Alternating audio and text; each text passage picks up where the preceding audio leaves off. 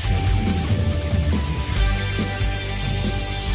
You're listening to The Edge, everything bass fishing, coming to you worldwide from MegaWare Keelguard Studios. Hey, Bass Edge Nation, how y'all doing? It's great to be back for the July 17 edition of Bass Edge Radio. Man, it has been a wild couple weeks. Man, not a whole lot of going on in the tournament world, but we're going to get to that here in just a little bit. Still lots of industry news and things coming out. Man, summer is in full gear. That's right, man. The heat in the South is jamming, to say the least. But also lots of fishing going on elsewhere in the country. It seems like some folks down the South taking a bit of a respite, especially on the tournament scene. But up north, man, it's obviously in full swing, and still in those mid states, a lot of tournaments going on. But man, quick shout out to MegaWare Keelguard, obviously our primary sponsor here with Bass Edge Radio for many years. Keelguard, providing boat owners protection from grinding salt, abrasive rocks, and concrete boat ramps. Be sure to see all their other additional products and accessories provided from MegaWare through keelguard.com. Man, if you like what you hear here on Bass Edge Radio, hopefully you enjoyed that last episode with Nick Hatfield, the MLF Invitational champion there on the Potomac River. Please remember to subscribe on that YouTube, subscribe on those favorite streaming platforms so you'll never miss another episode of Bass Edge, released twice a month, obviously on the first and our mid-month edition. Typically, shout out on the 15th, but just a couple days later here because of a great ICAST show. Wanted to bring you all the new information, so there wasn't a whole lot of tourneys going on in this first half of July, but obviously lots of great things happening from a manufacturer's world down at ICAST, retailers seeing some of those products for the first time, consumers, some of those products already available. We're going to get into that just a little bit, but man, I gotta say, it's been kind of surprising, the lack of events here in this first part of July. It's been a crazy busy time for me after that Champlain event that we talked about in the last episode, and obviously Jordan Lee winning that Major League Fishing Bass Pro Tour event up there on St. Clair.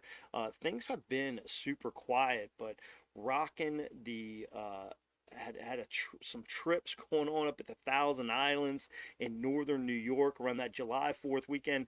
Look, that fishery is absolutely off the chain. If you haven't been there yet or haven't had a chance, man, it seems like an average smallmouth fishing day up there is 20 pounds. Just an average day. A good day of smallmouth fishing up there, you're going to have your best five for somewhere between 22 and 24 pounds. And if you're really on them, catching them pretty good, 25 plus up to 30 pound bags of smallmouth. Saw an event up there over that July 4th weekend. 32 pounds of smallies won that tournament. So pretty freaking wild what's going on up there at the St. Lawrence. But I gotta say, tons of boat traffic up there too. It was amazing. It seemed like there was a tournament going on every day, all the boats launching up there. So folks taking advantage. If you haven't yet, please get up there. It's a lot of fun. Also had my youth camp there, July 5 through 9th on Oneida Lake. Man, that was a great time.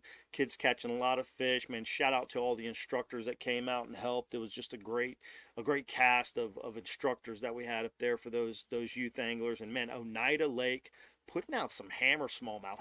Had smallmouth in the 4.5 to close to 5 pound range. Not something you typically see on this post spawn time frame with smallmouth up there in that part of the country, you know. And it was also amazing to me coming from Thousand Islands south to Oneida.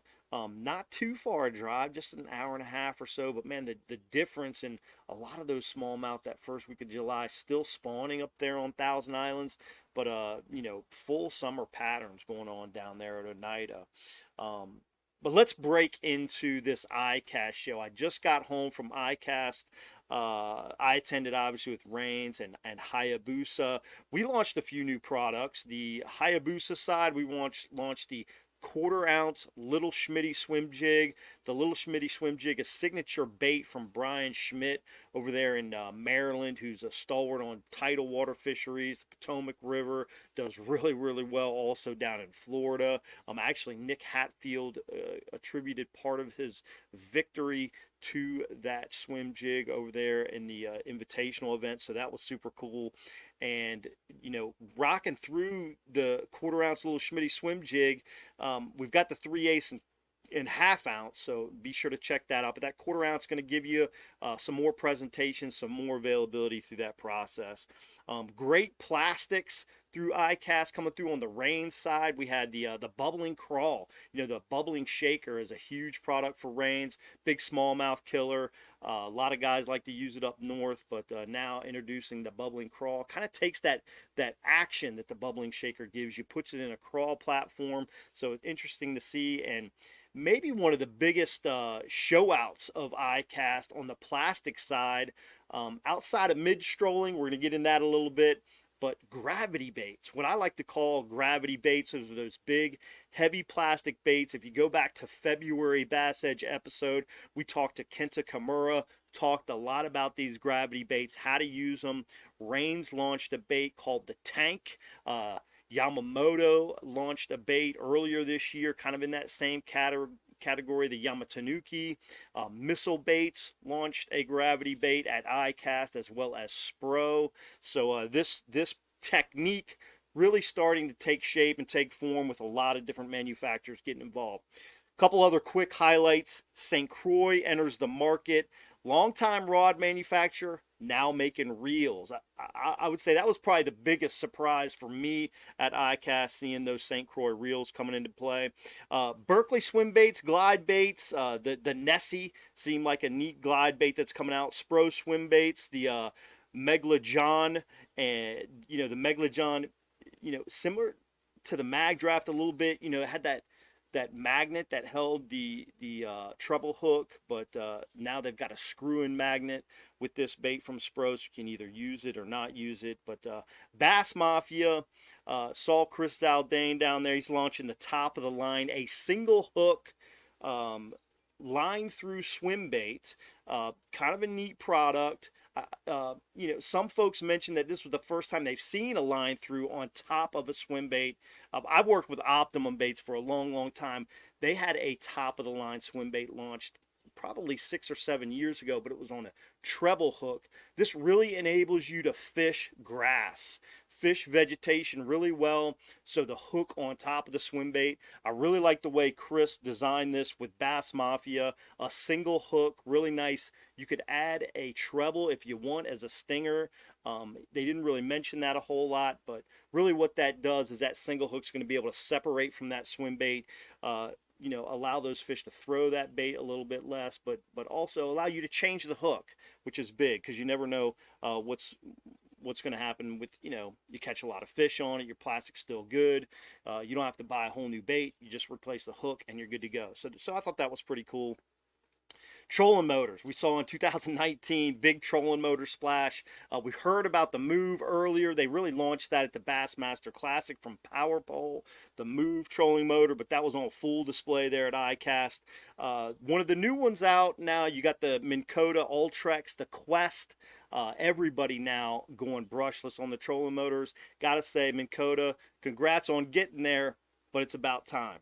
But anyway, with the Garmin Force, they launched a new deal, the Kraken, so a new trolling motor there. Seemed like more for big boats. I think that's why they didn't get a big pre-ICAST hype out of that, and they really didn't push it that way. It was just something they pushed there. But things from in the industry, talk at ICAST, the techniques that are really going to start making a big push, the mid-strolling.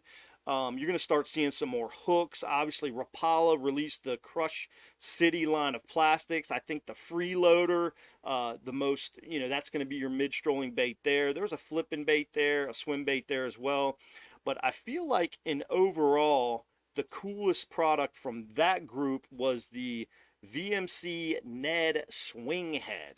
And I thought that was probably one of the most innovative hook pieces that I saw at ICAST, with the swing head like you would see with a football jig, the swinging hook hooked to the head of the bait and the hook separated essentially by a split ring so that you could get more action in those plastics. So that was cool to see.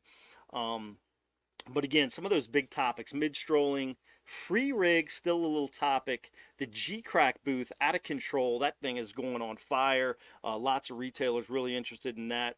Basically, overall, I'm going to give the grade of ICAST slightly underwhelming.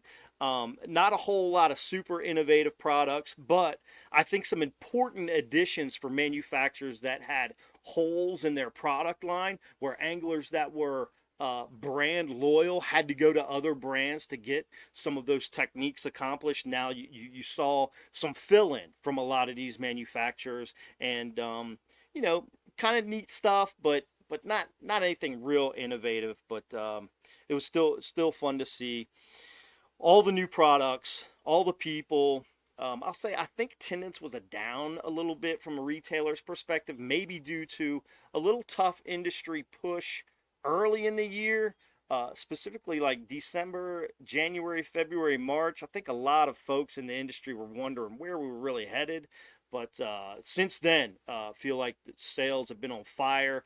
Anglers been out, catching fish, buying bait, seeing what's new. So that's been a really, really great to see. What's going to be great to see is we've got an angler here ready to join us. The MLF BBT Pro, Adrian Avena, is going to be with us on this episode. Y'all stay tuned. We're going to be right back with Adrian. We're going to talk a little bit about Cayuga. We're going to talk about St. Clair. We're going to talk about summer smallmouth bassing. It should be a ton of fun. Don't go away. When we return after this message, we're going to be with Adrian Avena. You know the importance of protecting your investments, so choose the protection the pros pick. Grinding sand, abrasive rocks, and concrete ramps are no match for our patented technology. The MegaWare Keel Guard is made tough and made to stick. Install it yourself in less than an hour, providing the most dependable, most trusted protection for your boat, guaranteed for life. Insist on the original Keel Guard the pros have picked for 25 years. MegaWare Keel Guard.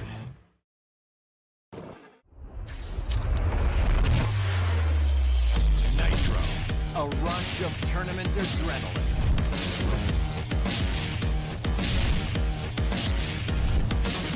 Nitro, the choice of champion, where performance meets play. Nitro, a big water beast, a pure fishing machine. Nitro, release the champion within.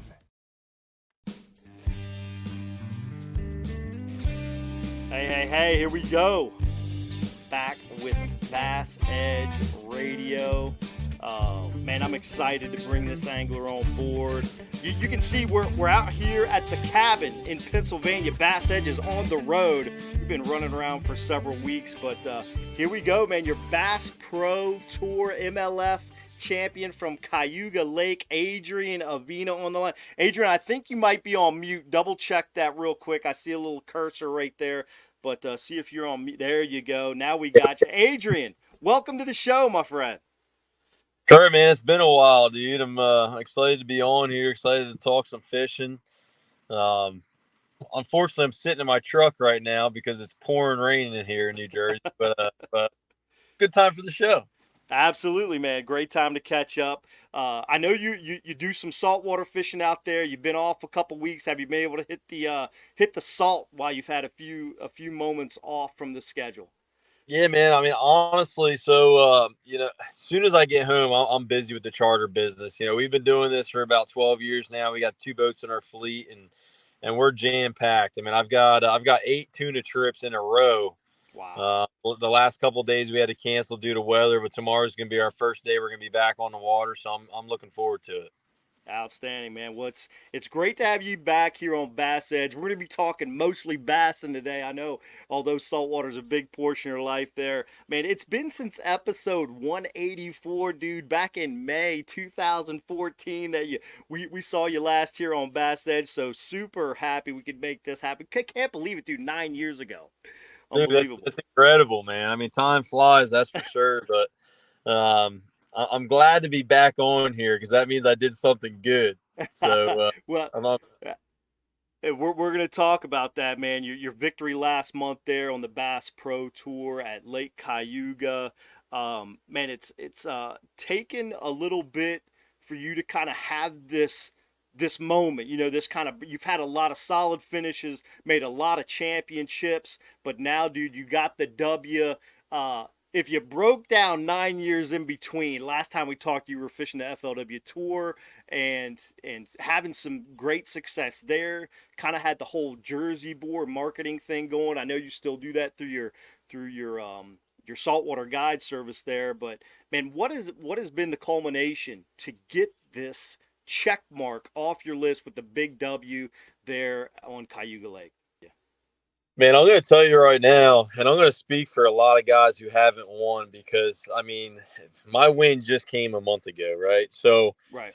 there comes a point in your bass fishing career for all the guys who haven't won where you start doubting yourself. I'm not going to lie. I mean, you start realizing, man, and you start looking around you like, man, there's a good angler that hasn't won a tournament. And oh man, there's another good angler that hasn't won a tournament. Man, there's a guy who's made a 30-year-long career that hasn't won a tournament. So like you really don't know when it's going to come, but yet you have a lot of positive people that are surrounded you. You have a lot of family, you have a lot of sponsor support. So you have a lot of people that are driving you and Right. like saying like, man, when it's your time.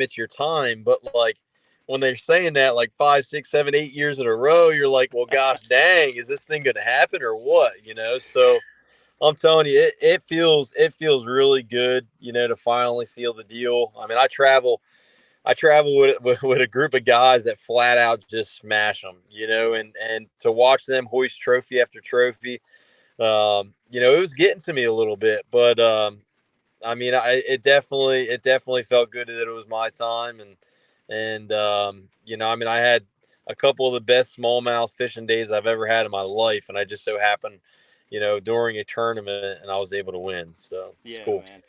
Well, it was fun to watch. I think you're right. You know, a lot of people don't take in perspective. You got 80 pros just on the Bass Pro Tour. You got, 8 or 9 chances a year. That's, 10% of the field can win per year. You roll it through 10 years. Dude, I mean, that doesn't mean you're going to win 100%. Obviously, that would be Yeah. that you have 80 shots to win. That maybe if it rolled around evenly for everybody, but we all know that's not life and that's not the way it works. So it was great to see you finally kind of get that win and make it happen, and really in wild fashion, man. This was a really neat tournament to watch. A lot of interesting dynamics from just an MLF rules perspective, guys going out and finding giant smallies on bed, Cayuga Lake just showing out like Yeah. nobody's business. I mean, the Yeah. weights were absolutely redonkulous. But let's break this down before we get into, some patterns, how those fish behave from, smallies, particularly from spawn to midsummer patterns. I'd like to nip that stigma of the MLF, kind of the rules platform, how that played out in your victory in Cayuga. Basically, lots of folks chatting about, how that catch and release format, effectively produced an odd situation there at Cayuga with Yeah. smallmouth on beds and that situation that, you know, of fish that return to bed so quickly and are really protective in that situation. But how did that evolve throughout the event for you? And just kind of want to give you an opportunity to address if you think there'll be changes in the future with MLF and this ideal of this catch and release format, which I think is great conservation. I mean, can you imagine all of these fish being caught in a catch way format? So let's chat about that real quick and how that evolved throughout the week for you. Yeah, man. I mean, for me, and this goes way back with you, Kurt. Man, I remember a tournament back when I first started bass fishing, and I believe it was an Open or something like that. And I think we were up on Lake Erie, and I remember you having a really good tournament. But me, just naturally, being a Northeast guy, I really love catching smallmouth. I'm not saying I'm an expert by any means, but it's something that I probably have more experience than most of the field.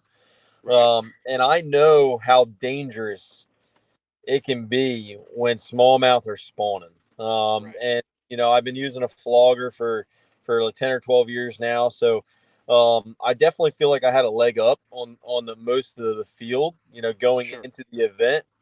However, I personally never caught a spawning bass on Cayuga, so I Right. really didn't know what was going to happen, what was going to transpire, and I really didn't get dialed in until the tournament. And as the tournament progressed, that's when I started to get more and more dialed in.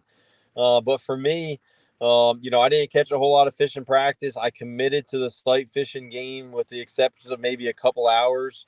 But the conditions weren't conducive for sight fishing. I feel like that's what really, in hindsight, actually played into my favor just because I was comfortable, using a flogger out there deep, and Right. I just knew it was all about covering water.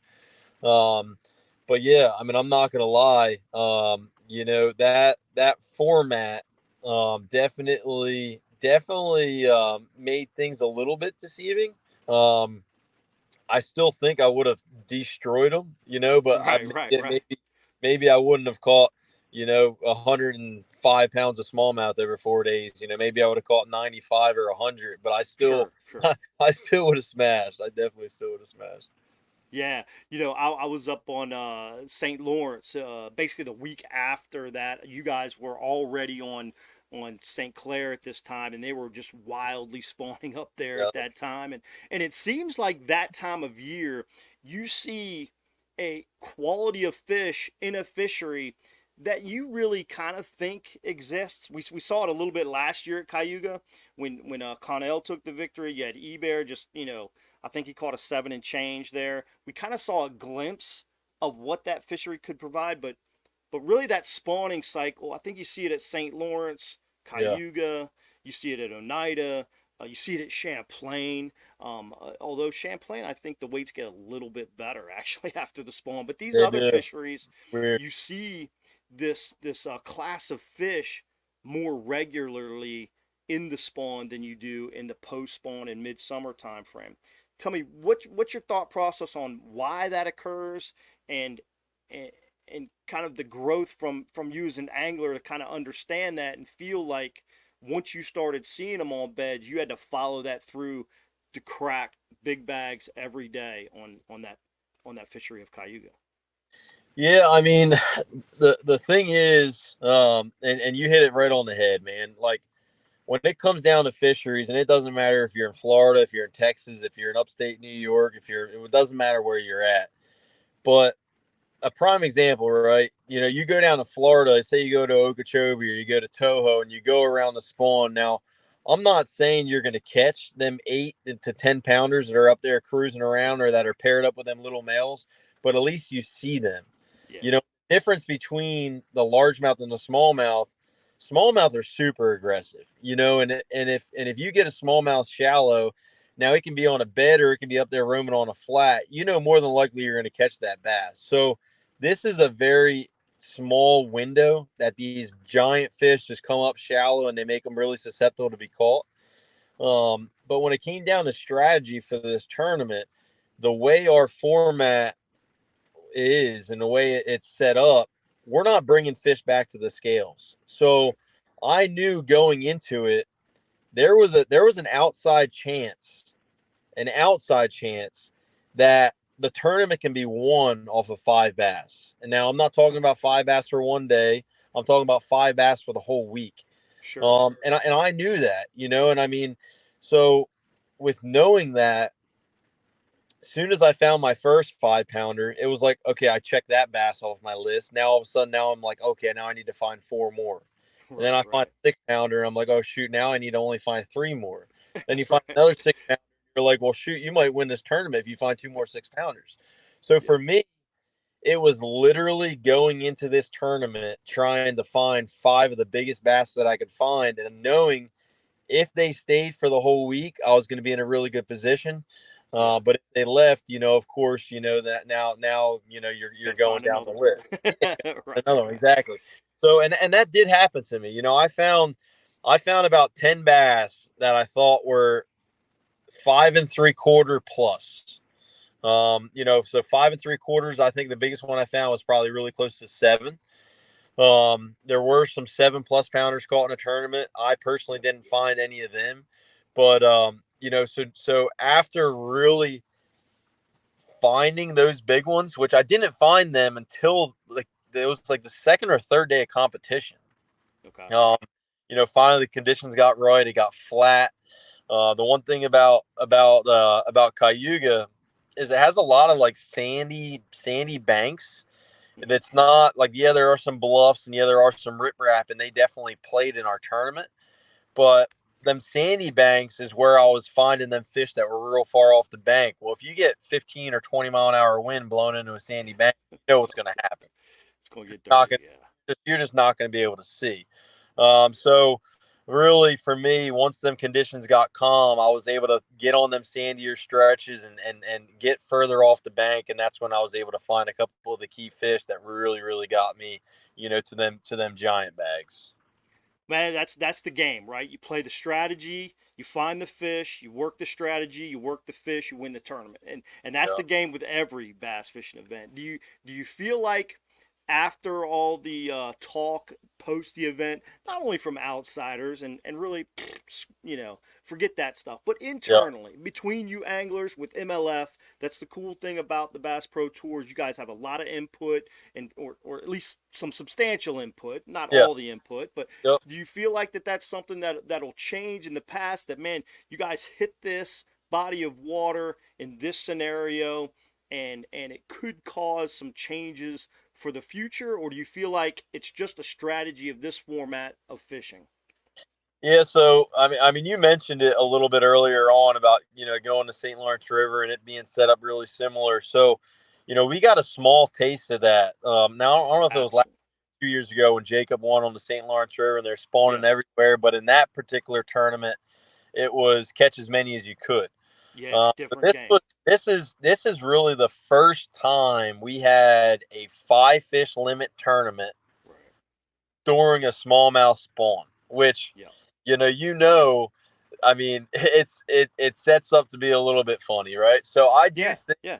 I do think Major League Fishing, after having this event, really understanding how susceptible a smallmouth is to biting on a bed, I do think we are going to schedule our events around not being Gotcha. on the spawn. And there was a rule change, right after the event Okay. to basically cut out the gray area because there were some anglers that could have possibly caught the same bass more than one time in that Yep. day, which, Sure. per the rule, Not that was not not that was not wrong, but it was a gray area, and no longer can you do that. So they did. They tried making some steps in the right direction, and cool. it's going to be one of them things. It's a growing pain type deal. We never got put in this situation, or Major League Yeah. Fishing hasn't. So they made the changes, and moving forward, you're not allowed to target Right. the same bass more than once per day.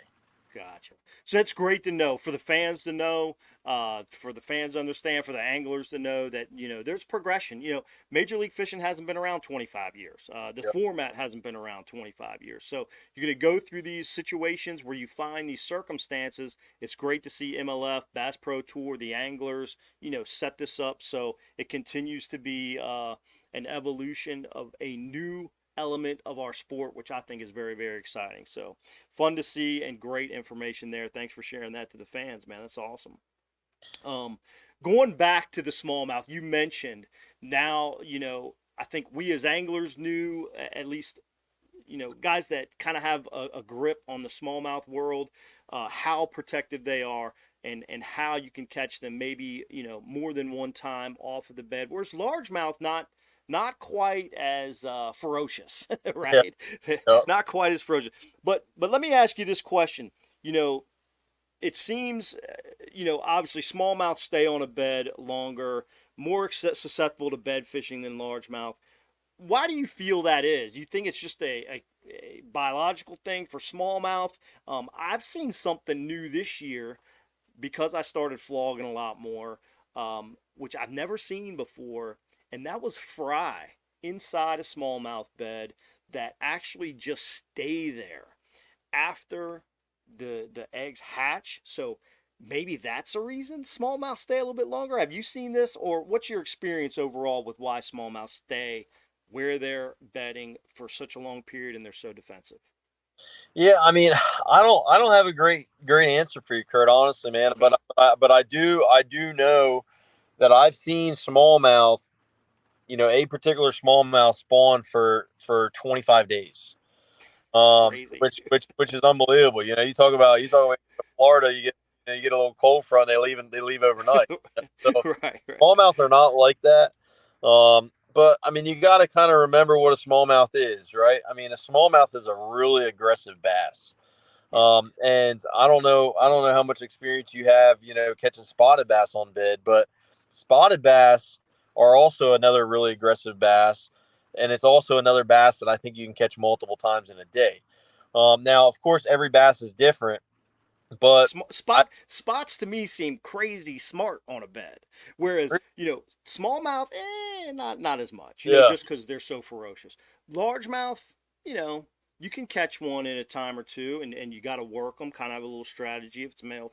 Dude, spotted bass to me, dude, I think they're the smartest fish on a bed. What's your thought on that? I mean, me You're like, personally. nah, they're dumb. Yeah, no, I mean, straight up, I'm not gonna lie. Me personally, I think the sequence goes. I think it's smallmouth. They're stupid, right? And then I feel like you go Okay. to spot, then you go to largemouth. I feel like the biggest issue with spotted bass that people don't take into consideration is that their mouths are so small.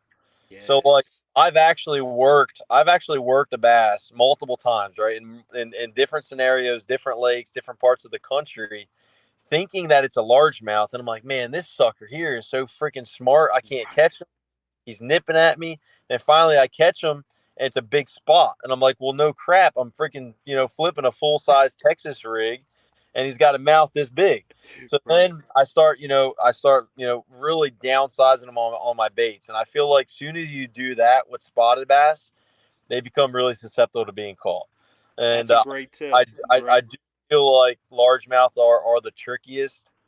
Now, as well as I do, we're talking about the vast majority of these bass. There Sure. are there are certain scenarios where yeah, they'll drive you crazy. Yeah, yeah. I've seen a smallmouth I hadn't been able to catch. Yeah, I've had the same thing happen with the spotted bass largemouth scenario, where I think it's a largemouth and it's nipping. Dude. yeah. You described that to a T, and that's kind of where I broke it down to where, man, I think they were a little bit smarter, but We'll, maybe we'll my talk. deal is We'll I talk. need to downsize. If you I down need if to. you downsize, that's the deal. For anybody watching this right now, you put on something small, then spots eat. Very But cool. Great yeah, tip. All right, man. You're winning Cayuga. You went to St. Clair. Had a great, a good tournament there. Made the knockout round. You're currently seventh angler of the year. Tough. Going to be tough to jump 7 spots. I think there's 4 anglers right now that are within 10 points. yeah, Probably one of those 4 have a really good chance at the AOY. Your Red Crest qualification basically complete yeah. for 2024. What are your goals going up to Saginaw Bay, Event 7? You still got 3 weeks essentially. It starts August 1st. How do you challenge yourself to make a run at a second Bass Pro Tour trophy of the season? I mean, I think straight up, it's and I know you said you wanted to touch on like summer smallmouth too a little bit. So Yeah, we're we will. We will. we're gonna start diving into that a little bit right now if it's Let's all do right it. with you. All right. Absolutely. So Major League Fishing, and I'm gonna vent a little bit because I'm not too happy about it. All So right. Major League Fishing, we're going, for you guys that don't know, we're going to Saginaw Bay. That's gonna be our final stop of the Bass Pro Tour. Saginaw Bay is a big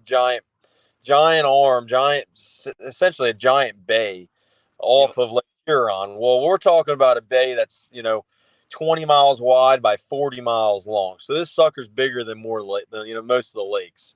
Right. Well, our off limits point is literally going through the Charity Islands. So for anybody that doesn't know what the Charity Islands are, it's basically the furthest most islands going into Lake Huron.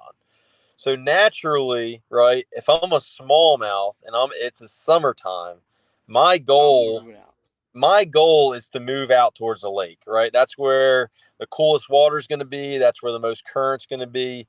That's where it's going to be deeper. Like, that's my goal as a smallmouth. Well, we can't fish a lot of that stuff. Okay, there's a lot of islands. There's a lot of underwater shoals that is literally like 2-3 miles past our cutoff point. So now, a lot of great structure not available to fish. Not available. And and Kurt, you're a phenomenal smallmouth fisherman. Like, some of the biggest schools of smallmouth are going to get on the furthest out stuff. So if you literally have a shoal, the furthest out from the point, or way out there in the middle of the lake, that's where in the summertime, that's going to be where they want to be. That's going to be where they're going to be comfortable. Well, in our situation, there's going to be a lot of really productive water that I feel like the big schools of smallmouth are going to be, and it's not going to be inside fishable water. So that's the curveball, right? Because if it wasn't for that, this tournament would get won on smallmouth. Me personally, I'm still going to be hard-headed, and I'm literally going to commit to smallmouth. I don't care if it's 8-footers out there. Right. And I feel like that's what it's going to take to win. However, because you think there's a chance greenbacks come in this event then? I honestly do. Okay. And the only reason why I'm saying that is because of where the off-limit line is. Interesting. That off-limits line was 3 more miles out towards Lake Huron. I'd say no chance in heck it'd be won by large. But in this situation, I do think there is a chance. Wow, that's gonna throw a little wrinkle into it. It's not gonna make it tough for you, which maybe that makes you in a great position. It sounds like you're all in. Brownbacks or nothing, and but man, those top 4 anglers that are within 10 points, they're gonna have a lot to think about. I'd love to be in their position, but it's gonna be a little tense. Yo, there's no doubt, and with a guy like Jacob, in second in points, and you got Matt Becker, you have Alton Jones Jr. You've got literally, 3 or 4 of the hottest guys right now in bass fishing, and those guys are phenomenal smallmouth fishermen. Yeah. So these guys really know, them top guys in points, them top 4, they're not choking up. They're not going to I'll say, man, I'm going to lay up, I'm going to fish for largemouth, I'm going to try to get a top 20, because realistically, a top 20 is not going to win any one of those guys AOI. Somebody in that group of 4 is probably going to have a top 5. So essentially, every one of them guys needs a fish to win. The only thing that's got me thinking about that is this is obviously off the cuff, but man, if there's a strategist in the top 4, it is your roomie, Mr. Wheeler, dude. He always comes out with some crazy strategies that tend to really highlight his ability to break down a fishery, maybe shake it up, maybe some smallmouth, maybe some largemouth, if especially if you think that's going to play. It's going to be a fun event to watch just because of what you've released here on Bass Edge. So appreciate you sharing that. It should be pretty cool. Man, we're going to take a quick breather. And in a moment, we got to thank Bass Pro Shops as the presenting partner of this feature Angler Spotlight segment of Bass Edge Radio. Bass Pro Shops reminding you that we all live downstream. We're going to be right back with more from Adrian Avena after this short break. Come on, man, let's roll.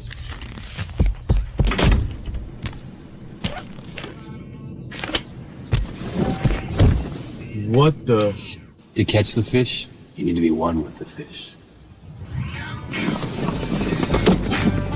With PowerPole shallow water anchors, you'll get the ultimate in precision, power, and control, so you can catch more fish. No face paint or phony fins necessary.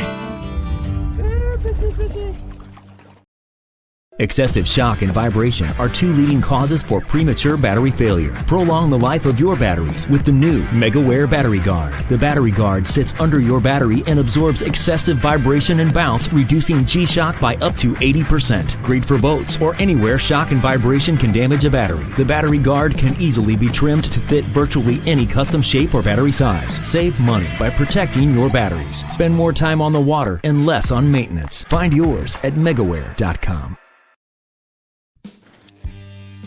Here we go. Welcome back to more Bass Edge with MLF Bass Pro Tour champion from Cayuga Lake, Mr. Adrian Avena, in our featured angler spotlight.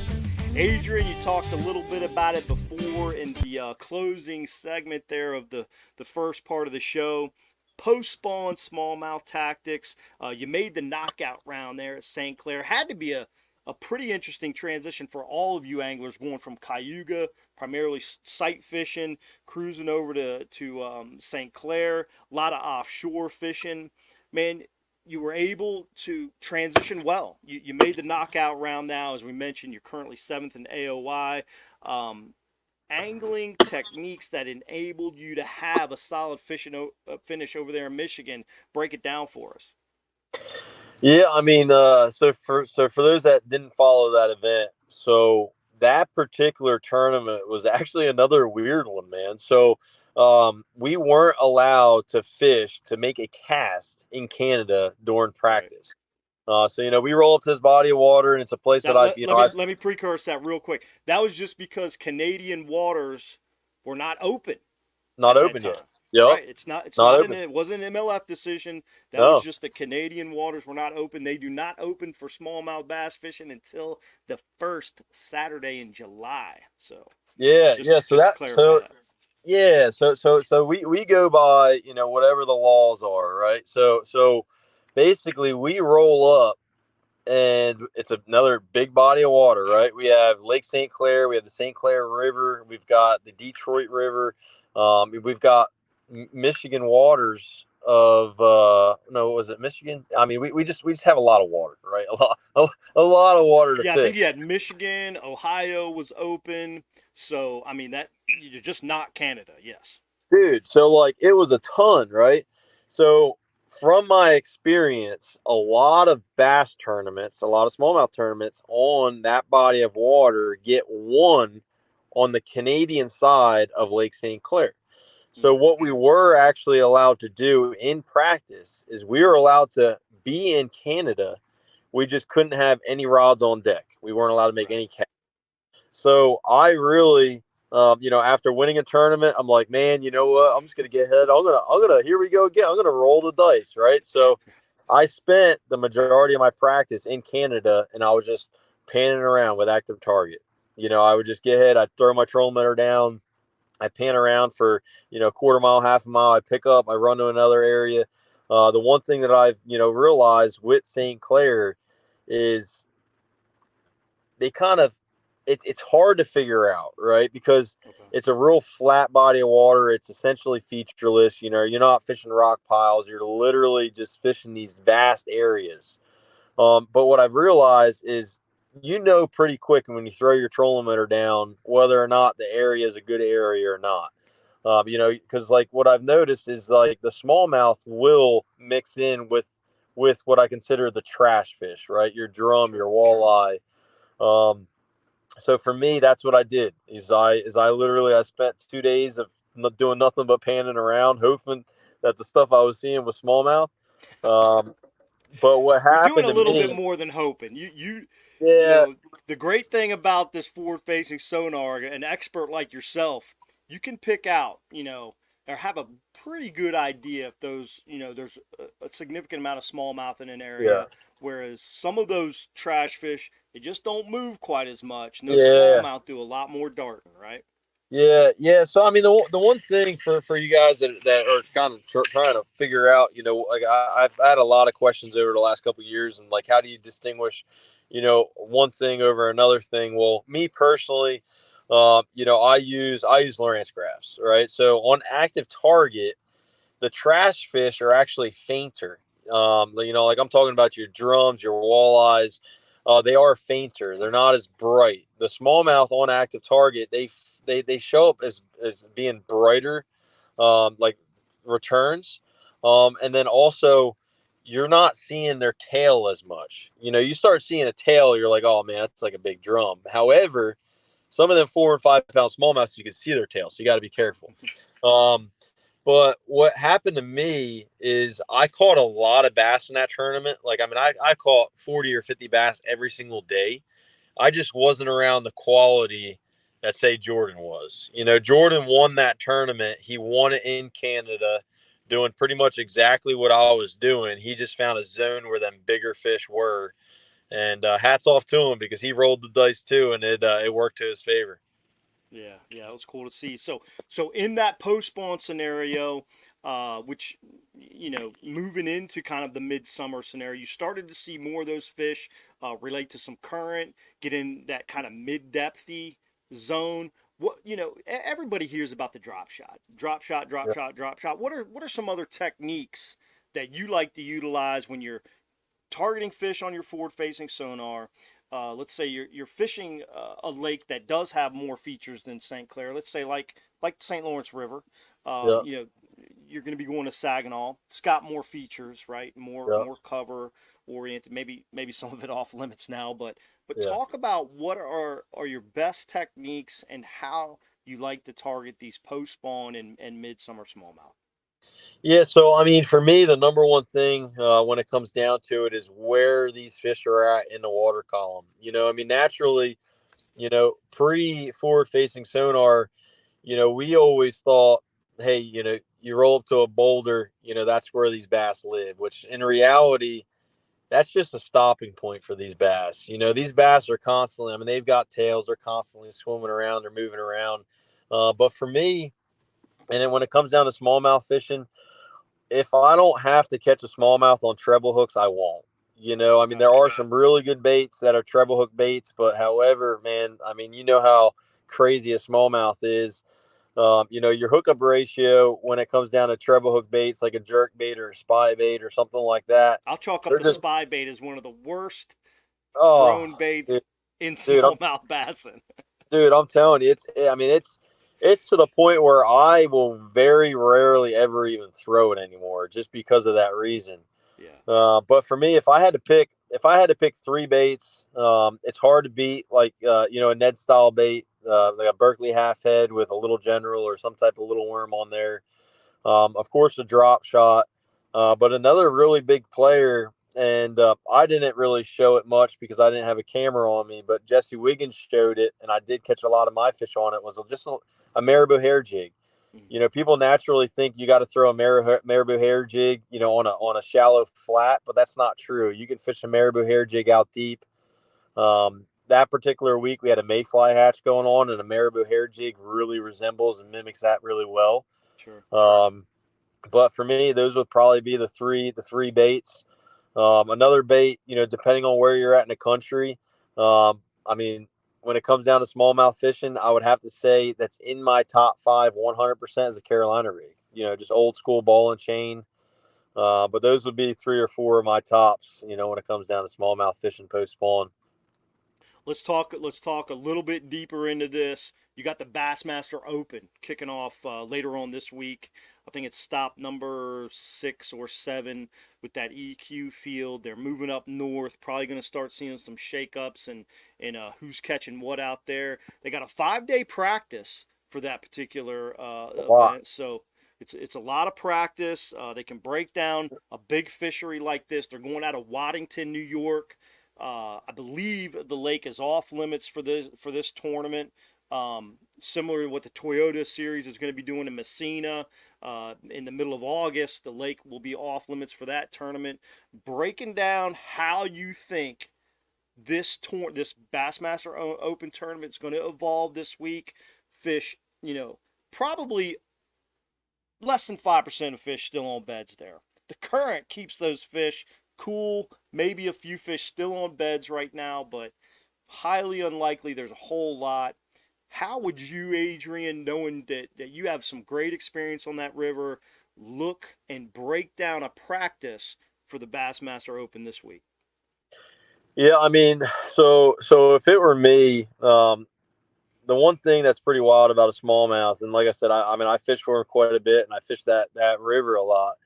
Is they'll be spawning. Say they'll be spawning 3 months ago, right, or 3 weeks ago. Say they're spawning all over the place. Them Yep. same that same wave of fish, 3 weeks later, can be out in 25 and 30 feet of water. That's how fast them bass move there, and me in particular, that's where I'd be fishing. I'd be fishing between 25 to 35. I think a lot of people on that river fish that river too shallow. Mm. I catch a lot of my bass out there deeper. And me personally, this is the time that they're coming to you. You always talk about that, whether it be pre-spawn or post-spawn, whether your fish are leaving or they're coming. I talked to a couple guys that are up there, and water temperatures are already in the mid 70s. I would be fishing out there deep, and just drifting them current seams and finding maybe an eddy or two that's got some bass in it. I think the tournament's going to get one closer to the lake. Okay. I think Nothing, anybody, nothing super secret there, but we've seen that in the past. You yeah, think that's because there's just a better quality of fish in that zone? I mean, really, I think you got three zones. You got that Ogdensburg zone, you got that Brockville to Chippewa zone, and then you kind of got that Clayton zone. It yeah, seems like always that Clayton zone's got the bigs. If you got the right weather and they fire, you better be there. Other than yeah, that, you got those other two zones, which are I think fairly closely matched. Although in the last 2 years, Ogdensburg area has been a little bit better than that Chippewa Brockville zone. Where yeah. would you spend? Are you going to spend all your time in that Clayton area? So me, if it were me, um, that Ogdensburg area is a really good area. It's one of them deals where I think it was an elite event. There was an elite event where I think it was Josh Bertrand won. I think or not Jordan. I think Justin Lucas finished second, Yes, and then yes. that zone. And then the following tournament, Bass had I think Micah Fraser won in that zone. That's a really really good zone. Yep. But me personally, I like getting down there towards the lake. I've always been one of them guys that really likes to try to make them long runs. Like a Right. lot like Brandon. Brandon's another one of them guys that really likes to try to get away from the field and make them long runs.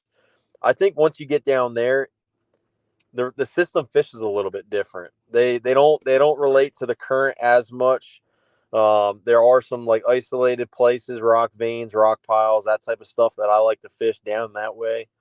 Um, You can and there's spread out also more down there too. It's a much bigger it, river. it is, it starts widening up a little bit. You don't have as much flow, and the thing about that system though, man, is gosh dang, dude, you can catch 22 pounds anywhere. You really can. It's just, in order to catch that 25-pound bags, I really think you got to be from Clayton to the lake. Yeah, yeah. Actually, our mutual friend Jody White just won an ABA there this past weekend. Yeah, Had yeah. I seen you had 28 pounds. 27, 27 27, something. yeah, 27, Yeah. 28. That was awesome to see. So what is it about the current? You mentioned current a lot of times. You mentioned eddies, dude. So do those fish? Are you going to look on the forward-facing side? Are you going to look on the back side of these humps in those current areas? Where do you feel like the better quality of fish position on that fishery? Yeah, so I mean, I personally like hard hitting stuff for smallmouth. Um, that's Just me. just for guys that don't know, hard hitting, he means the stuff that's the face of the current, right? Yeah, yeah. I mean, Yes.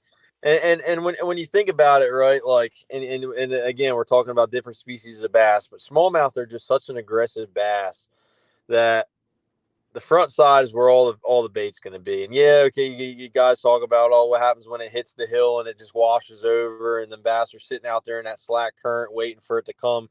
Smallmouth ain't waiting for nothing, man. They're aggressive. And Especially when you got that many in one fishery. oh, facts, man, facts. And I think like for me, so there's two different ways really to fish that system, right? You can either drift it or you can spot lock, in an area that may not be as hard of current, and you can cast and like kind of like almost like trout fish your bait back, where you can just kind of wash it. A lot of guys do it up in, below the dams and stuff, where you just kind of wash your bait with the current. And those are really the two methods that I'll do. You will see some guys that will just drift that river, out there in the middle of the channel. Like that's another popular thing. I don't think that's going to be a big player. That's going to be a little bit later on the year, when you're starting to get into mid-August and September. That's when the channels really start firing. But I think a guy that can find, some groups of bass or maybe just a zone of that river, and it's going to be between probably 22 to 30 feet. I think that's where it's going to get won. Now, where that's going to be, I have no idea. Yeah. Who knows? The cool thing about this is obviously we're just talking figuratively about St. Lawrence River right now and the Bass Open, but you take the same pattern to Lake St. Clair. You got that huge delta where the Detroit River is flowing into Lake St. Clair. You got the same scenario when it goes from sorry, I should have said the St. Clair River flowing into Lake St. Clair, and then you got the Detroit River flowing into Lake Erie. You really got those same styles and same effects of that current and how it positions, and you can utilize it to generate bites. I'll even take it down. We've all seen the Kurt Mitchell slugfest that went on a couple years ago at the title championship there on the lake that you're going to be going to there at Saginaw. And same style of situations. Current can play a role all over the place. We see it even down at Pickwick, the southern smallmouth fisheries. So anglers can utilize the information that you're hearing from Adrian all over the country. I just wanted to make that super clear that this isn't no St. Lawrence show. This is a smallmouth show with information on how guys can take advantage of Adrian's experience. And let's talk a little bit more about forward-facing sonar. You brought it up, Adrian, there in your practice for St. Clair. You drop the troller, look around, quarter, half-mile zones. I mean, what is it that you're looking for before you drop the troller to, have a high percentage area where you can find some quality smallmouth? Secondarily, how far is too far? When do you drop the troller, and what speed do you like to roll it on? When you're fanning your trolling motor, how are you working this process so you can dial this in for some anglers that want to get better with their forward-facing sonar? Yeah, I mean, so there's two different scenarios, right? There's I live in New Jersey. New Jersey, we got a lot of small lakes. So essentially, I can go dump in any lake in South Jersey and literally throw my trolling motor down and pan the whole lake, right?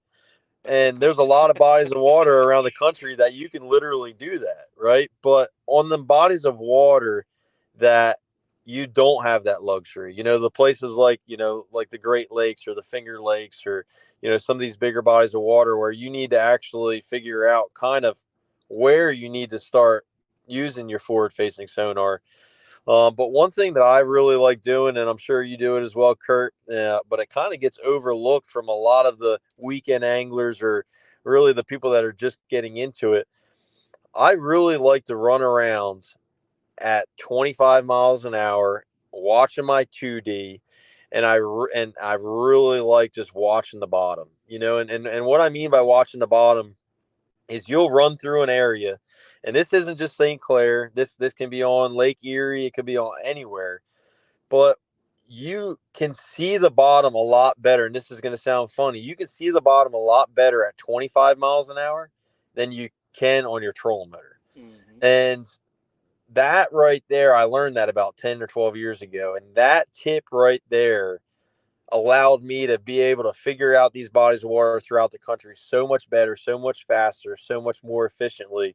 Now you throw forward facing sonar and I'm just like way ahead of the curve, right? So Covering water so much faster, so much more effectively.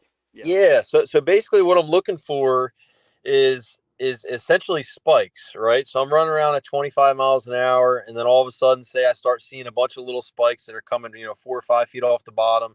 Now, if they're real short, a lot of times that's going to be either one or two things. Either it's going to be brush, it's going to be a boulder, or it's going to be grass.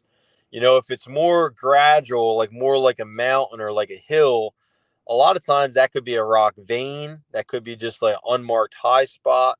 And depending on where you're at in the country, these all could be good things. So for me, what I was looking for on St. Clair is I was actually looking for sand, flat sand bottom, so nothing, and then just isolated clumps of grass. Mm-hmm. And once I started finding that, I could figure out where the edges were by literally just kind of doing figure eights all through the area, gridding the area at 25 miles an hour. Then once I did that, I would get ahead and come off pad, drop my trolling motor, and pan those areas that I had marked. Very cool. But that's my biggest tip for you guys. Yeah, man. Don't Well, get ahead and throw your trolling motor, run around at 25 miles an hour, and mark some good stuff. yeah, great tip right there. It would take a long time to cover St. Clair on your trolling motor. Oh, dude. All right, man. Lastly, before I let you go, want to bring this into the realm. Feel like you always have to, man. You got a house. Jacob Wheeler, Dustin Connell, Mark Daniels Jr.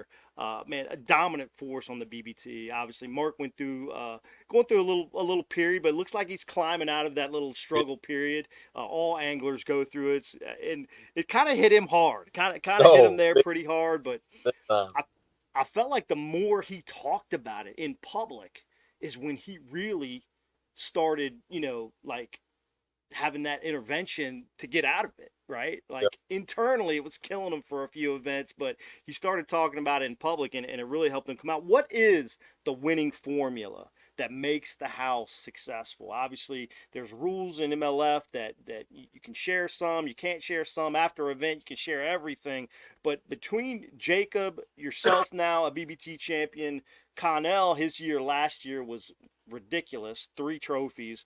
MDJ, just a solid performer at all time. Give me some dynamic.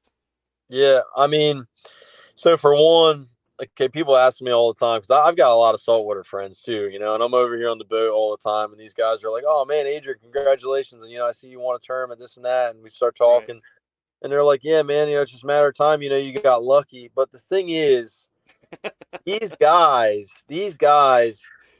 a lot of times, I get because I'm like best friends with Jacob, right? Jacob was in my wedding, Mark and DC, they're both at my wedding. Sure. These guys here, what people don't realize, not only are they really hard workers, because there's a lot of really good hard workers out there that try, it for a couple of years and end up either getting kicked out or just don't perform and they got to go back to their normal, 9 to 5 job. Yep. These guys, so not only the hard workers, but these guys here, they are unbelievably smart. And you're wondering, like, okay, what's smarts, right? Why is being smart so good for bass fishing? Because there might be a whole lot of luck involved or whatever, but like a prime example, right? Jacob can literally see a photo, right? Like say it's a bank, a shoreline, and it could be like one dock on that shoreline, He and knows where Jacob it's can tell you what lake that was from. Like that blows my mind. Like he has such a good memory, and just his way of breaking down bodies of water. I mean, the guy's in a really good network. Of course, we talk about everything. We share a lot of patterns. We share all the new, latest and greatest techniques that we learn. But these guys are just really, really smart, Yeah. and they make good decisions. That's super cool, man. Super cool. It's fun to watch how, and you see this throughout bass fishing. A lot of people in the fan perspective don't really see it because they don't know the inner workings of houses, and you'll see houses like go off. Like Yeah. these couple guys that are buddies, they run on a big run, and y'all's run has been like one I haven't seen. Obviously, it's neat to see and fun to watch, and it was great to see you get that W. I'm sure MDJ is next. It's going to be fun to see when he gets his. So, congratulations to all you guys. And the neatest thing about this is, so how many houses have you seen broke up throughout the years because of egos? Oh, a lot. And, Really? I'm not gonna lie. It's not all rainbows at our house. Not all roses, right? Hey, we all have YouTube channels, right? And we dive into these stupid games and contests and all this kind of stuff. And I mean, dude, some of them get heated, for those that haven't watched them. But um, we work really well. I mean, it just so happens that we're four guys that, yeah, we're competitors, but we're good. We're all good people. We're all really good friends.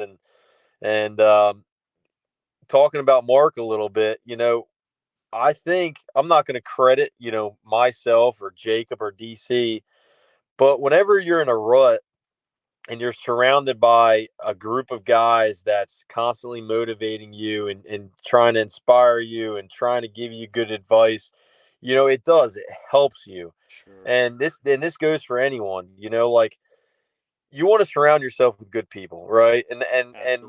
Mark had a really rough start. But if you look at the AOY standings right now, like, he finished near the bottom, like 2 or 3 tournaments. Yep. Mark is one top 20 away from making Red Crest. Yes. Like, he turned the season around drastically. He's had a couple really, really good events, and I mean, Yep. realistically, he's only one more good tournament away. Um, so we're always rooting for one another. If I don't win a tournament, I want one of them guys to win, and that just says a lot. And I can honestly say all three of the other guys feel the same way. And it's probably good we don't have 20 tournaments, because I feel like if we had 20 tournaments, there may be some breakups at the house. But 8 or 9 weeks out of the year with some of your buddies, man, it's a fun time. Everybody can handle it. Well, it's a tribute to all you guys, tribute to you. I think, 9 out of 10 houses would have busted up. They would have never lasted as long as y'all have and continue to last. So hats off to all you guys. It shows what kind of personalities you are and what kind of individuals you are as well. But hey, man, Adrian, awesome to have you back again after 9 years. Let's not do that again, man. We got Let's you say, back on Bass Edge, man. Any final thoughts for the listening audience? Maybe shout out your YouTube channel, let them know what's going on there, and just maybe any words of wisdom you can leave us here with Bass Edge Radio. yeah, man, I think the biggest thing is, when it comes down to fishing, I mean, anybody out here watching, I mean, if you have any questions, feel free to give me a holler. I know we try to answer as much as we can, or try to really answer all the questions we've got on social. But I mean, if you want to shoot me a personal message on any of my platforms, whether it be Instagram, Facebook, YouTube, feel free to holler. And Kurt, I'm just glad to be back here talking to you, and hopefully it won't be 9 years. Hopefully we'll have another one of these soon. But man, I appreciate the time with you guys, and hopefully I'll be back. Heck yeah, man. Well, we appreciate you taking time again to be here with us on Bass Edge Radio. And don't go away. Adrian, thanks again. You can go away, but don't everybody else go away. We're going to come back with my closing thoughts and kind of review the show and see what's coming up in the bassin world over the second half of July. Y'all stay tuned. Bass Edge Radio will return in a second. Thanks, guys. Nitro, a rush of tournament adrenaline.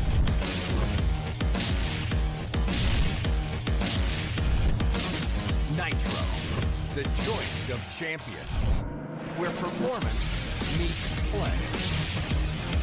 Nitro, a big water beast, a pure fishing machine. Nitro, release the champion within.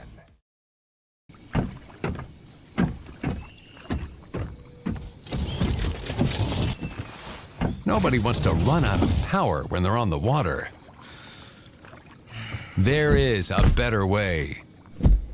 Introducing the Charge Marine Power Management Station from PowerPole that does the work of 3 devices: a traditional battery charger, a charge on the run, and an emergency start system. PowerPole Charge.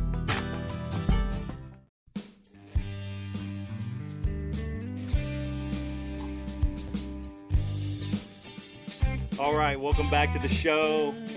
Closing out episode number 404, the late July edition of Bass Edge Radio. Man, what a great interview we had with Adrian Avena, MLF Bass Pro Tour champion from Cayuga Lake, and certainly going to be a 2024 Red Quest qualifier.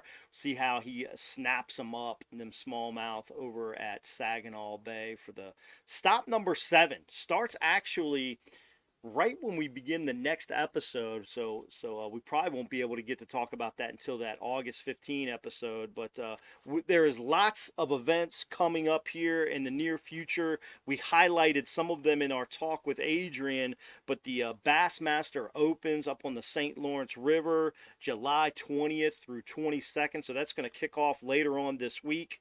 You got the MLF Invitationals kicking off on the Mississippi River. That is stop number 6, their last stop in the Invitationals. You're going to see, I believe it's 8 anglers qualify to fish against Adrian on the Bass Pro Tour in 2020 out of that AOI standings. Our previous guest, Nick Hatfield, right in the mix for that. So it'll be interesting to see how that runs. Also a great Bass Edge friend, Gray Buck, on the cusp of making that Bass Pro Tour as well. So watching that final stop, that Invitationals event on the Mississippi, July 25th through July 27th.